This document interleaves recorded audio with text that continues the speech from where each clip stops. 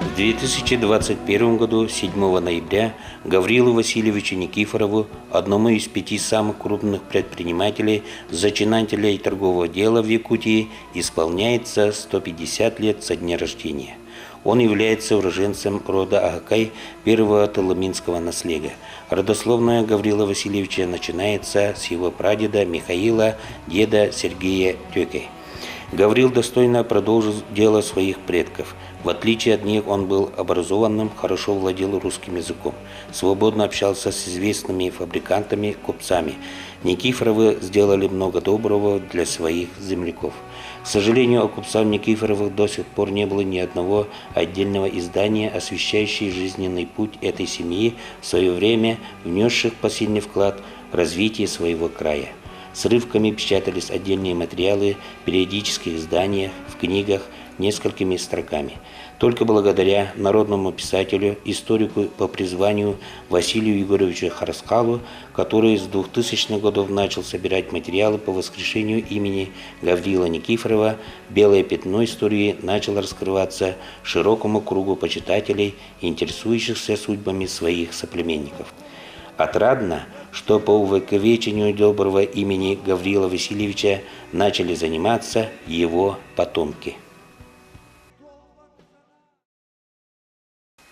Здравствуйте, уважаемые зрители! Нынче исполняется 150 лет легендарному Гаврилу Васильевичу Никифорову, Маннетах Ула. Возможно, документы о нем были недоступны в архивах, поэтому точную дату его рождения исследователи не могли установить. Я вполне без проблем нашла его дату рождения в метрической книге первого прихода града Якутской Преображенской церкви 1872 год, где находится запись о рождении 7 ноября 1871 года сына Гаврила, первого тылыминского наследника Василия Сергеевича и его законной жены Акулины Адамовны. Меня зовут Иванова Марьяна Николаевна. Являюсь автором-составителем книг серии «Сквозь пространство и время». Первая книга, вышедшая в 2019 году, из рода Маннетах. На днях мы должны получить книгу уже для массового читателя Маннетах Ола. Вторая книга из той же серии «Сквозь пространство и время» называется «Братья Васильевы» о первых интеллигентах народа Саха. Также в обработке находится «Амгинские баи». Это третья книга родословная. Почему я написала эти книги и выпустила? Потому что я являюсь потомком 3 известных в народе родов и личностей народа Саха. Для уточнения и достоверности легенд есть у нас в роду 2 старейшины. Это Татьяна Дмитриевна Никифорова Скрябина и Анастасия Григорьевна Никифорова, невестка, которые помнят саму Марию Павловну, жену Гаврила Васильевича Никифорова. Они были ее поводырями, когда она проживала в их семьях. Такое было наказание для жены Гаврила Васильевича Марии Павловны, что она должна была определенное время проживать во всех семьях данного тылыминского наследника. И она позвала перед смертью своих поводырей Татьяну и Настака Анастасию попрощаться и сделала им небольшие подарки. Книга из рода Маннетах написана на русском языке. Также есть якутские тексты, статьи, рассказы с моим переводом на русский язык. Книга родословная, поэтому много фотографий, родственников, схем, воспоминаний. Старинные фотографии в основном из семейных альбомов. Моя прабабушка Надежда Сергеевна Никифорова, самая младшая дочь Бая Тюгей Сергея, младшая сестра Василия Маннетаха. Второй прадед Васильев Иван Гаврилович является одним из руководителей Союза якутов 1906 года. Также он почетный гражданин города Якутска с 1903 года. Одно время он был головой города Якутска. Об этом вот свидетельствует данная фотография. Также 23 года является гласным городской думы. На следующий год исполняется 200 лет, большой юбилей городской думы. Также он 20 лет и более служил в городской управе. Был 27 лет директором попечительского комитета по тюрьмам. Третий прапрадед Михаил Петрович Белолюбский является участником Степной думы 1827-1838 годов. Этой фотографии у меня нет. Это фотография в книге, вот такой вот большой, объемной книге, которую мне подарили самарсунцы. Книга издана в Китае. А у меня есть фотография его внука Егора Петровича Белолюбского с моей бабушкой Маней. Маня из рода Белолюбских. Это его племянница. Племянница Егора Петровича Белолюбского. Также в нашей семье есть фотография его жены Евдокии из Бютейдяха. Так, здесь мы видим фотографию Александрова Василия Петровича, моего прадеда, с дочерьми. Старшая дочь Маня и младшая дочь Ольга. Василий Петрович – сын Надежды Сергеевны Никифоровой. Перед вами вот красивая фотография тоже Василия Петровича, его второй жены Угунцаша Данилова Александра Георгиевна из рода Лепчиковых и с дочерью, школьницей, гимназисткой Маней. Данная фотография тоже из семьи Александровых, Никифоровых, хранится в нашей семье. Эта фотография доказывает о том, что наши купцы ездили в Китай, ездили в Японию, даже привозили такие вот кимоно, чтобы нарядить своих любимых женщин. Это также фотография, о которой я буду говорить в третьей своей книге «Амгинские баи». Ну, эту фотографию вот так вот красиво оформляли. К сожалению, сохранилась только половина этой фотографии. Здесь мы видим бракосочетание бабушки моей Мани, которая выходит замуж за единственного сына Ивана Гавриловича Васильева, Ивана. Фотография 1912 года. Это очень старинная фотография, уже почти выцветшая, на которой мы видим Иван Иванович, совсем маленький, 7-8 лет, с отцом Иваном Гавриловичем и с матерью Анной Григорьевной.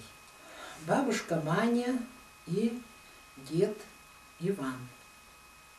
Бракосочетание.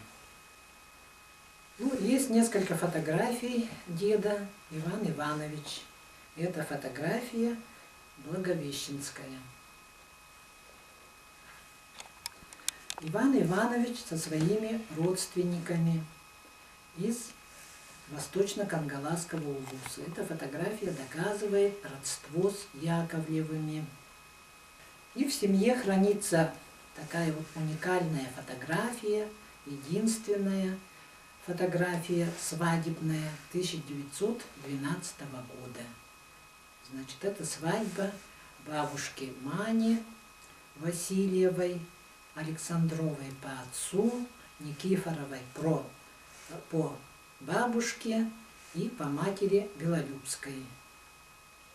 И Иван Иванович. С этой стороны родственники Александровых Никифоровых, с другой стороны родственники Васильевых.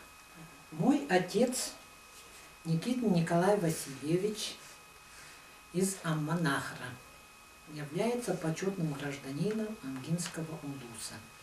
Он участник Великой Отечественной войны, дошел до Берлина, ушел на войну в 1939 году, вернулся в 1946 году. По образованию он юрист, работал судьей, а потом партийным работником. Моя мама, Васильева Мария Ивановна, вот по ее предкам являемся родственниками и потомками этих трех известных личностей в истории народа. Мама была медицинским работником, более 40 лет проработала в медицине. Я сама учитель математики, проработала 37 лет учителем математики, но также являюсь активной общественницей. 5 лет работала с 2007 по 2011 год председателем женского совета Центрального округа. Являюсь участником 13-го съезда женщин и в Совете пенсионеров с 2004 года. Мое хобби, как и у многих женщин Якутии, это шитье, рукоделие. Но у меня был театр моды в свое время, и в 1997 году мы даже участвовали в региональном конкурсе мод Саарха-97. Кроме этого, пишу стихи, выпустила сборник стихов, кстати, оцененный в Московском государственном университете, кафедра филологии, где работает наша родственница по Васильеву. Пишу, кроме стихов, рассказы, печаталась в газетах и журналах. В 2018 году собрались потомки братьев Васильевых и отпраздновали возрождение рода через 100 лет. Васильевы, как говорила, это первые интеллигенты народа Саха. Тогда же возникла идея написания родословной. Но в это время как раз меня нашли потомки рода Маннятах, которые были объединены в объединение Маннятах-Сыджаннара, руководителем которых является Уварова Евдокия Николаевна и ее помощница Прохорова Анастасия Николаевна, краевед. Так как в род Маннятах в то время был разобщен и было много неточностей в схемах рода, составленных со слов старожилов и уже пропечатанных в издаваемых книгах, потомки рода Маннятах решили внести ясность. Моя работа началась в архиве. С утра до вечера я просматривала архивные документы. Работа в архиве очень интересная. Я смотрела архивные материалы, такие как ревизские сказки, посемейные списки, метрические церковные книги. А Евдокия Николаевна с Анастасией Николаевной с родственниками выстраивали схемы рода. Книга была написана в течение года. Спрашивают, почему книга такая большая, объемная, была создана за такой короткий срок. Все родственники принимали активное участие в создании книги. Оказалось, что каждая ветка знает друг друга. Например, мы по ветке Надежды Сергеевны Никифоровой, ее звали в народе Ненеге, про свой род, свою ветку знаем с рождения, поэтому составили схему буквально за один день. Оказалось, что и остальные ветки рода тоже друг друга знают. Но трудность заключалась в том, что большие ветки, как по ветке от Игыт-Байбал, они многочисленные, значит, нужно было находить телефоны и говорить о том, что у нас создается вот такая родословная, большая историческая книга. Истории, воспоминания хранились, конечно, в каждой семье. Некоторые даже собирали вырезки из газет о своем легендарном родственнике Никифорове Гавриле Васильевиче Маннятах-Ола. Поэтому мне предоставили старинные фотографии, в основном из семейных альбомов. Несколько фотографий предоставили из архива и из музея Ярославского. А также мне прислали читатели моего Инстаграм. Со мной общаются потомки друзей Гаврила Васильевича. Это Кузьмины, Барашковы, музей Верхояния, а также родственники его детей. Тарабукины, Кузьмины, Яковлевы, потомки Варвары Капитоновой. Прямой потомок Виктор Кузьмин также общается с нами. Книга содержит огромное количество материала. Это статьи, вырезки из книг исследователей, рассказы старожилов, легенды, были небылицы, рассказанные из уст в уста, а также много фотографий старинных и современного поколения потомков рода, потому что те, кто вошли в схему, хотят видеть фотографии свои и своих внуков, детей в данной книге, так как книга у нас является родословной за множеством схем рода. Архивные материалы также есть, из посемейных списков, ревизских сказок, метрических церковных книг, торговых книг, торговых переписок, телеграмм, писем, архивных материалов городской думы. Книгу собирала, писала и работала с типографией, как сказано, 1 год. Есть также у нас в книге редкие фотографии, присланные родственниками детей Гаврила Васильевича и почитателями. Например, вот перед Новым годом нашлась фотография, где моя бабушка Маня с Маней Бучук. Маня Бучук – это приемная дочь купца из Верхояния Васильева Бучук. Тогда же мне, значит, подарили вот эту фотографию, где Маня, моя бабушка, стоит со своей мальчикой Сашей. Также вот нашлась фотография моего деда Ивана Ивановича со своим двоюродным братом Васильевым Василием Васильевичем. В нашей семье хранится фотография Михаила Михайловича. Это единственный сын от Игоря Михаиля. То есть Михаил Гаврилович Васильев, который вместе с Никифоровым Манетахола открывал магазин. И такая вот фотография в нашей семье хранится. Это Васильева Тоня.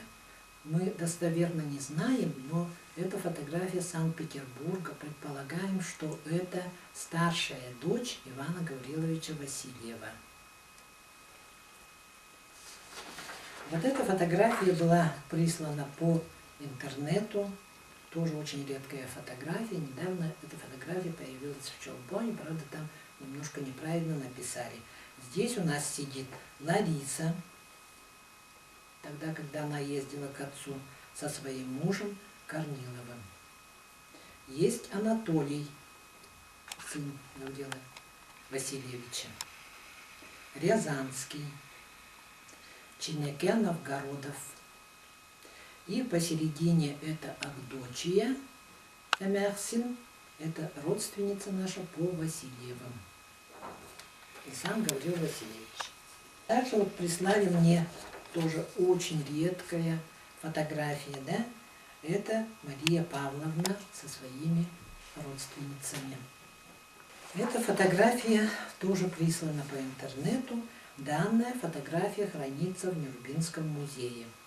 К сожалению, Нюрнбергский музей переезжал, поэтому они нам не смогли предоставить уже полную фотографию. Мы надеемся, что пришлют нам эту фотографию. На этой фотографии изображен Кузьмин, совсем молодой. Так, эта фотография, которую показал Харысхал Васильев Василий Егорович, в центре сидит Маня, моя бабушка, со своим дядей Никифоровым. Это служащая магазина Никифорова. Ну, это вот фотография, присланная потомками приемной дочери Варвары. В центре сидит Мария Павловна. Вот такие фотографии. Значит, очень ценные материалы предоставил Васильев Василий Егорович Харысхал, мой земляк, дальний родственник по Белолюбским. В 1924 году Платон Аюнский подписал амнистию эмигрировавшим якутам, в том числе Гаврилу Васильевичу. И в 1926 году к нему выезжала младшая дочь Лариса с мужем Корниловым, о котором вот мы только что видели фотографию. В 1927 году выезжала сама Мария Павловна, жена Гаврила Васильевича, с дочерью Еленой. Это последняя фотография вместе с Марией Павловной. Но Гаврил Васильевич, говорят, отказался приехать, вернуться на родину. Все, кто поверил в амнистию, со временем были уничтожены в застенках НКВД. Однако в списках 1926-1927 годов в семье среднего сына Ивана числится сам Гаврил Васильевич, его сын, увезенный Анатолий, также внуки, старший внук от Василия, старшего сына Сергей, и от старшей дочери Надежды Виктор Кузьмин. в то время, когда выезжала к нему жена Мария Павловна, они договаривались о том, что, чтобы сохранить детей и внуков, значит, Гаврил Васильевич должен себе завести другую семью. Поэтому по приезду Мария Павловна стала рассказывать, что у Гаврила Васильевича появилась там женщина. И, возможно, он даже женится на ней. Ну, рассказы слушателей дальше, значит, эту историю развили и уже сообщили о том, что это является японка. Однако это не так. К сожалению, детей и внуков спасти не удалось. Остались только внук Сергей в Москве и совсем рядом в деревне с рождения воспитанный у племянницы Марии Павловны Устиновой Евдокии Дмитриевны в Ой-Весе Павловске внук Виктор Кузьмин. Кузьмины очень берегли своего родственника Виктора всю жизнь. В эмиграции в 1933 году Гаврил Васильевич бракосочетается с русской эмигранткой, вдовой Надеждой Петровной Климовой, которая была старше Гаврила. Она умерла в 1944 году, и есть их совместная фотография 1935 года. Гаврил Васильевич выезжает в 1945 году, это ему уже 73 года, уезжает в Японию после смерти Надежды Петровны. В 1941 году умерла Мария Павловна и похоронена в Осыкой. Позже сюда привезли белый мраморный памятник, опрокинутый нашими доблестными, в кавычках, комсомольцами позже. Значит, Харысхал также рассказал о судьбе Анатолия, увезенного в 10-летнем возрасте, как писали, значит, в статьях. Однако Анатолий 1905 года рождения, поэтому ему было во время отъезда 14 лет. В 1933 году Анатолий женится на русской эмигрантке Клавдии Максимовне. Со слов Харысхала, Анатолий умер в 1965 году, похоронив за год до этого своего отца Гаврила Васильевича. Значит, смерть Гаврила Васильевича 1964, ему было тогда 93 года. Сын Анатолия и Клавдии, Василий Базилио, уехал в Аргентину. Теперь его поисками занимается наша племянница Мария Кофнер, которая проживает в Австралии, в Сиднее уже более 15 лет. Она работает по линии ООН ЮНЕСКО по сохранению малых народностей мира. Она также ищет могилу и документы Гаврила Васильевича в Японии.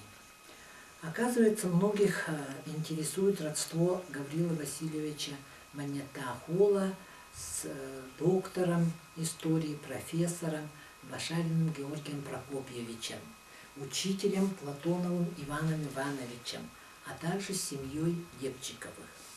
Так вот, родная сестра Александра, сестра Гаврила Васильевича, вышла замуж за балагурского бая Борисова Дмитрия Тимофеевича. Их дочь Ульяна выходит замуж за учителя Платонова Ивана Ивановича. И их дочь выходит замуж за Башарина Георгия Прокопьевича. Таким образом, Георгий Прокопьевич Башарин является нашим ближайшим родственником. У Лепчиковых. Старший брат Гаврила Василия Маньятаха Атыгыт Байбал, его сын Афанасий Атыгыт женился на дочери известного купца Афанасия Филипповича Лепчикова Катерини. И есть их потомки. Калисфена Васильевна Бугаева является правнучкой Лепчикова Афанасия Филипповича. Ну, маннетахи, род маннетахсы Джаннера проживает во многих улусах. Это Амга, Майя, Намцы, Горный, Усалдан, Баягантай, Нюрба, Вилюйск, Сунтар, Мирный и так далее. А также в России, Москва, Санкт-Петербург, Краснодар. И за границей. Это Япония, учатся и проживают. Япония, Китай, Австралия, Южная Америка, Канада, Англия, Франция, Латвия. Ну, Гаврил Васильевич известен как крупный меценат. Это, конечно, зависело от гильдии. Чем была выше гильдия, тем больше, значит, купцы должны были заниматься благотворительностью, общественной деятельностью, заниматься строительством крупных объектов, домов, церквей, выделять средства на обучение, образование, стипендии, проживание. Также должны были обеспечивать больницы, дома для больных туберкулезом, проказой, для сирот, для содержания тюрем, для содержания армии. Так, но купцы также самостоятельно строили школы в своих наследах, да, улусные училища с пансионами. Гаврил Васильевич, например, на свои средства провел телеграфную линию из Охотска до Якутска. В свое время, значит, в Якутскую область входил и Охотск. Сохранились следующие здания. Это школа, построенная Гаврилом Васильевичем в Первой Тылыме, нынче Лантуке. Также сохранилась возле города Якутска, за медцентром, по Серкивянскому шоссе 14, его усадьба-дача. Ну, усадьба-дача, значит, по некоторым планам должны были перенести в старый город номер 2. Но мы, потомки рода, противимся этому, потому что, во-первых, усадьба-дача находится на красивейшем месте. Сама вот эта вот территория усадьбы-дачи очень красиво. И, во-вторых, усадьба, под усадьбой-дачей находится уникальная двухэтажный подвал. Если сохраняется, например, колодец, скажем, Шергина, то здесь двухэтажный подвал в вечной мерзлоте, в котором в свое время, конечно, хранилась пушнина и не только. Поэтому мы считаем, что это уникальное сооружение надо сохранить и сделать его музейным комплексом. Кроме этого, в реестр по охране памятников истории, да, входит балаган Василия Маннетаха в Аласе Осыкой, которое является местом паломничества и даже как сакральное место для удачи в бизнесе. Возле школы номер 7 ныне, которая в 1916 году была построена в основном на средства Гаврила Васильевича Никифорова, а также вложились Артамонов Василий Фомич по прозвищу Овер-Тебербаска и Барашков Семен Петрович, инициативная группа и администрация школы номер 7, значит, создают сквер меценатства имени Никифорова Гаврила Васильевича Маннетах-Ола. Ну, кроме того, что мы стараемся сохранить данные объекты, к 150-летию выпускаем в газетах Кым, Улусов Амга, Намцы, Эвен Бетантай и на сайте Якутии серию статей о жизни и деятельности Гаврила Васильевича. Значит, выпускаем для массового читателя книгу Маннетах-Ола на русском языке. Но в перспективе эту книгу перевести на английский язык, создать документальный фильм на английском языке в Австралии, потому что наша племянница Мария Ковнер, ее муж Дэвид Оши является известным в Австралии кинематографистом-документалистом. Ну, о таком великом человеке, как Маня Тахула, можно рассказывать бесконечно, потому что сохранились много рассказов, легенд о его жизни и деятельности, но все же в его истории очень много белых пятен. Надеюсь, что то, что я успела рассказать на данной съемке, будет вам интересно. Спасибо за внимание.